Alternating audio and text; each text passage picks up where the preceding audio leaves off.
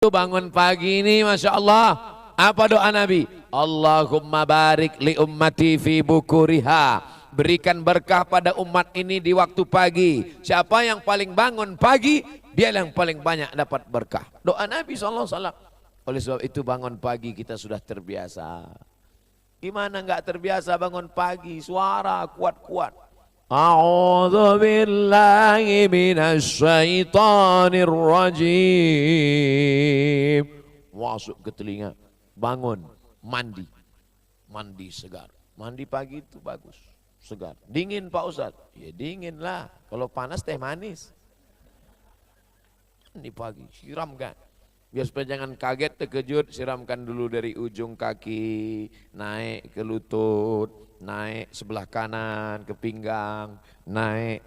Oh saya nggak tahan gitu-gitu Pak Ustadz, saya tersiksa kalau sikit-sikit. Terus biar supaya sekali aja langsung, terus masuk saya ke bak. Jangan. Dulu di pesantren, kamar mandi tempat kami mandi tidak pakai satu-satu gini, panjang dan tak ada keran. Karena kalau setiap dipasang keran, pasang pagi sore rusak. Jadi lubang-lubang aja bak itu ditusuk pakai kayu. Tarik langsung keluar air. Dingin, segar, sejuk. Saya penasaran, kok dingin betul lah air bak ini. Suatu hari pas perpulangan santri, semua pulang, saya pulangnya siang. Naik saya ke atas, saya tengok rupanya lumutnya. Anak-anak katak banyak di bawah. Patutlah dingin. Yang kulitnya tak tahan, gatal. Alhamdulillah, saya selama di pesantren tak ada kena penyakit gatal-gatal.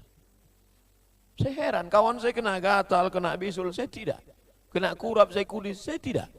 Belakangan baru saya tahu waktu diperiksa dokter.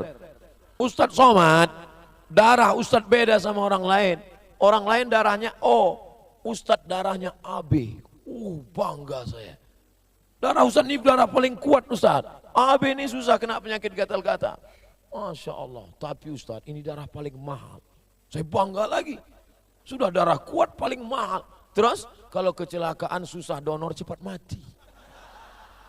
Aduh. Saudaraku yang dimuliakan Allah Subhanahu wa Ta'ala, ternyata kenangan di pesantren tentang bangun pagi itu luar biasa. Tapi kami dulu satu kamar 20 orang.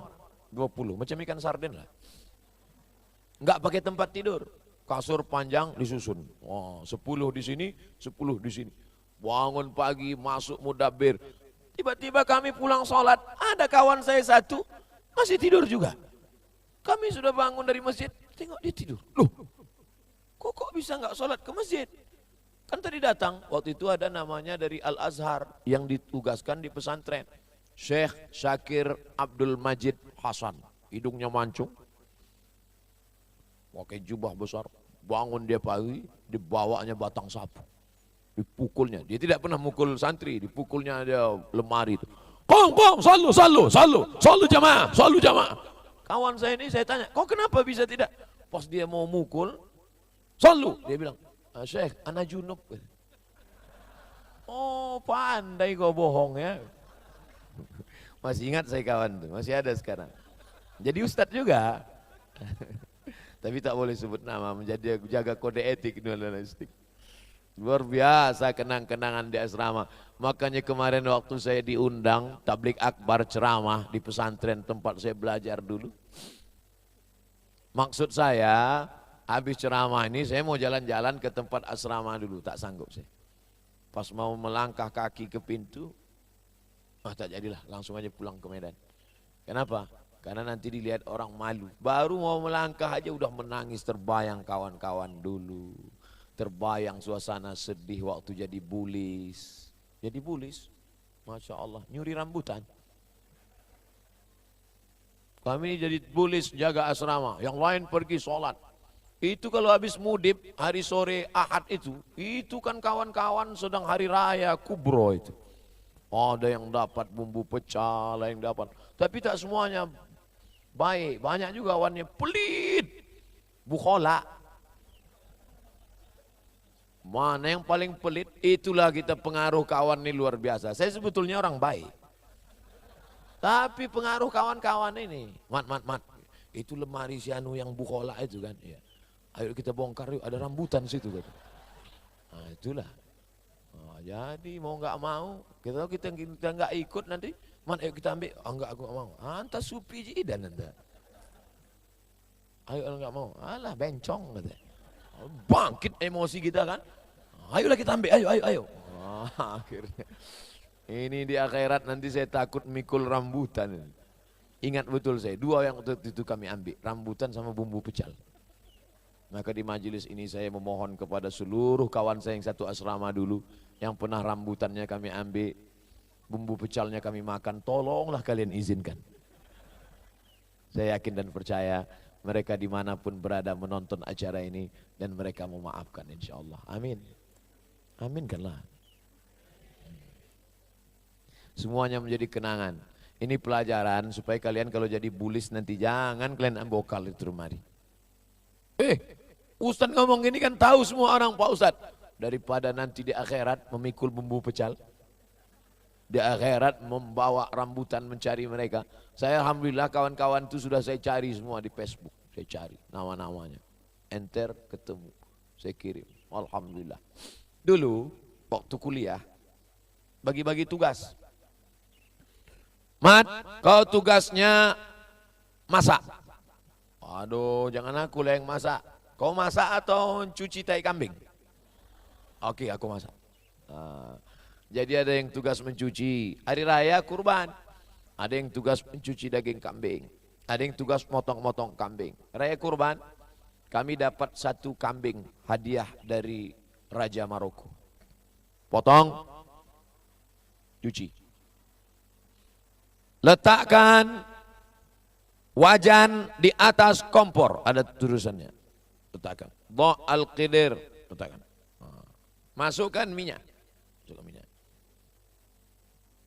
Percikkan air sampai kedengaran suaranya. Saya pernah juga jadi chef, tukang masak. Nah, masukkan bawang goreng. Masukkan bawang. Sampai layu dan menguning. Nah, sambil ngobrol-ngobrol cerita, tengok hitam. Masukkan air. Masukkan air. Masukkan daging. Gonseng dengan buah kapulaga, buah-buah bulan. Masukkan daging kambing. Masukkan daging kambing. Biarkan sampai warna memutih. Putih. Isi air. Begitu diisi air, ngapung bulat-bulat. Padahal tadi buah kapulaganya 15 biji. Kenapa lebih dari 15? Saya sendok tai kambing. Astagfirullah. Satu panci besar. Satu panci besar. Sebagian sudah disate, yang ini tugas saya masak. Satu panci besar. Saya sendiri di dapur waktu itu. Ini bahaya. Kalau dikasih tahu ke kawan bahwa ini tai kambing, akan terbuang 1 panci besar. Disitulah saya perlu berijtihad. Akhirnya saya sendok tai kambing ini sikit-sikit. Saya sendok, saya buang, saya sendok, saya buang, saya sendok, saya buang. Saya masukkan ke tong sampah, lalu saya masaklah. Habis itu malam itu masak makan besarlah Idul Adha. Semua mereka nanya, siapa yang masak ini? Siapa yang masak ini? Saya udah pucat saya. Siapa yang masak? Saya bilang, saya yang masak. Kenapa Pak? Enak sekali. Saya sesendok pun tak ada saya makan. Terbayang saya tai kambing. Semua makan. Anak S3 makan. Anak S2 makan. Orang KBRI, orang kedutaan makan semua. Disitulah saya menengok wajah mereka terasa paling berdosa waktu itu. Astagfirullah. Tapi alhamdulillah, kenangan-kenangan itu semua mereka sudah maafkan. Karena di grup WhatsApp ada grup alumni Maroko, saya ceritakan itu semua dan saya minta maaf. Saya cari momen 1 Syawal. Selamat Idul Fitri, mohon maaf lahir dan batin, mohon kalian maafkan silap saya, salah saya dulu. Mereka semuanya komen macam-macam, kurang ngajar komat gitu. Ini kan, Masya Allah, tabarakallah. Betapa suatu kenangan itu menjadi indah pada masanya. So sweet. Saudara yang dimuliakan Allah Subhanahu wa taala. Oleh sebab itu adik-adikku sekalian, anak-anakku sekalian, yang hari ini mungkin menyakitkan, tapi nanti datang masanya. Dipukul patek bak ketang sapu itu, oh sakit luar biasa. Sakit. Berbunyi batang sapu itu ketemu dengan tulang. Sakit. Kalian sekarang enak. Sekarang mana ada main pukul-pukul lagi. Sekarang kalau dipukul langsung datang pembela, Komisi Perlindungan Anak. Kami dulu bukan rotan bulu ayam, batang sapu kena. Tempelengnya bukan sekali, lepak. Auto reverse. Datanglah grup suami Iwan Fals dari Jakarta ke Medan. Oh, saking inginnya nonton, cabut. Semua yang ketangkap nonton band gundul. Luar biasa. Saya nggak masuk waktu itu. Mau ikut tak bisa. Lompat pagar, yang besar-besar aja, masih kecil. Artinya apa? Bahwa ikuti aturan, kalaupun melawan sikit-sikit boleh. Jangan, karena akan menjadi penyesalan. Kita di sini diajarkan disiplin. Bangun pagi, semuanya hidup pakai lonceng. Teng teng teng teng teng teng, bangun pagi. Teng teng teng teng teng teng, sarapan pagi. Makanya kadang saya cacing-cacing pun udah tahu. Begitu bunyi, cacing bunyi deh. Tahu dia itu lonceng makan. Sakingkan disiplinnya kita di pesantren, bukan cuman kita terkontrol, cacing kita pun ikut. Luar biasa. Jam tidurnya. Ini setelah bangun tidur, kasur disusun tinggi, 20 kasur. Tidak boleh memegang kasur sampai jam 10 malam. Dari mulai pagi bangun, siang, sore, petang, maghrib, isya, jam 10 malam baru boleh kasur digelar. Jasus untuk kasur tuh ada tuh. Jam-jam 5 sore mulai dia nengok-nengok. Siapa yang megang kasur? Saya suka tuh. Jam-jam 4, jam-jam 5 dekat-dekat saya kasur. Saya pegang. Tulislah, tulis. Uktub. Masya Allah, tabarakallah. Tapi rupanya tidak bisa kita percaya seutuhnya sama kawan-kawan ini. Banyak mereka yang melanggar ayat Allah, wala tajassasu wala yaghtab ba'dukum ba'dha. Kalau sudah kebelet, kalau sudah tak ada lagi yang bisa ditulis, kita pun ditulisnya juga. Hampir jam 5. Jam 5 terakhir menyerahkan kertas ke Kismul Lughah. Jam 4.50 dia masih kawan kita.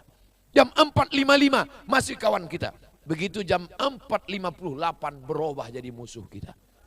Ditulisnya nama kita, dilaporkannya ke situ. Maka saya enggak terlalu percaya kali sama kawan ini. Menjegal kawan seiring, menggunting dalam lipatan, menikam dari belakang. Musuh dalam selimut. Waspadalah. Tapi kawan-kawan di pesantren baik-baik. Mereka menulis kita, dilaporkannya ke Kismul Amni, dilaporkannya ke Kismul Lughah, itu untuk supaya kita lancar bahasa Arab. Alhamdulillah, sejak saya masuk ke dalam Mahkamah Lughah, Mahkamatul Lughah Al-Arabiyah, sekali, seingat saya kelas 1 itu saya masuk Mahkamah Lughah cuma 3 kali. Habis itu saya nggak pernah masuk lagi. Jadi Ustaz bahasa Arab terus? Enggak, saya diam aja. Diam. Asal saya tengok kawan diam. Anak askut pakot lah, takalah mana. Paling-paling ngomong yang kita lancar-lancar aja lah. Pas makan, wah lajijidan aja. Masya Allah, tabarakallah. Luar biasa. Kenangan-kenangan itu menjadi catatan tulisan. Kalau umur panjang badan sehat, akan saya tulis itu nanti. Kenangan di pondok pesantren. Kata pengantar, Ustadz Kiai Haji, Ustadz Kiai Husni Kamil. Buat kata pengantar. Habis.